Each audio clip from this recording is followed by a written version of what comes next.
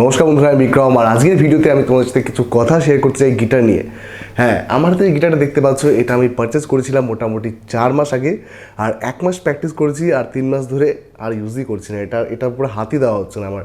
তো আজকের ভিডিওতে তোমাদের সাথে শেয়ার করবো কিছু কথা, যে এফআর স্টুডিও যদি আমরা শিখতে থাকি, তার সাথে সাথে কি রিয়েল ইনস্ট্রুমেন্টের দরকার আছে? হ্যাঁ, দরকার আছে।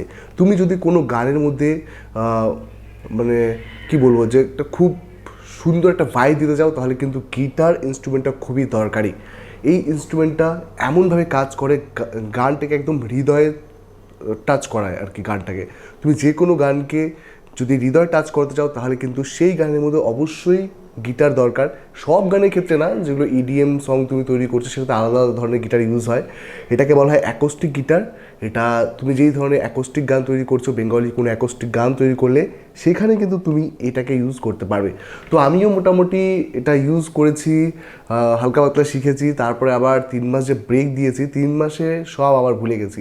তো আমি চাইছি যে এটাকে আমরা শিখবো এবং তোমাদের সাথে শেয়ার করবো যে এটাকে কী করে প্লে করতে হয়, আর কোন কোন জায়গায় এটা রিদম দিলে ভালো লাগে, এই সব কিছু আমরা ডিটেলসে জানবো। আর গিটারটাকে কীভাবে শিখতে হয় সব কিছু তোমাদের সাথে আমি ডিটেলসে শেয়ার করতে যাচ্ছি। তো আজকের থেকে আমি গিটার কোর্স দেওয়া শুরু করব।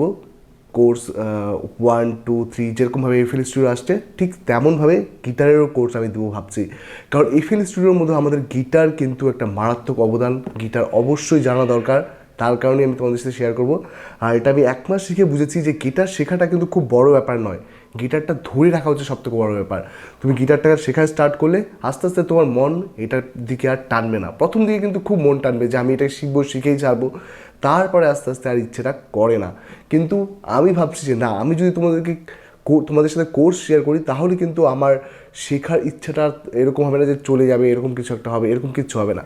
কারণ কোর্স শেয়ার করা হচ্ছে, আমার ভিউজ আসছে, আমার ভালো লাগবে যে না, অডিয়েন্স আমার সাথে জুড়ে যাচ্ছে, আমার সাথে কথা বলছে। সেই কারণে আমি ভাবনা চিন্তা করলাম যে এটা টিউটোরিয়াল দেওয়া শুরু করি। তো আজকে জাস্ট খালি তোমাদের সাথে শেয়ার করলাম যে এখন থেকে কিন্তু গিটারের কোর্সও দেওয়া শুরু করব। তো আজকের জন্য এই পর্যন্তই। যদি ভিডিওটা ভালো হয় তাহলে অবশ্যই লাইক করবে, শেয়ার করবে। আর তুমি যদি আমার চ্যানেল নতুন এসে থাকো, তাহলে অবশ্যই সাবস্ক্রাইব করতে ভুলবে না।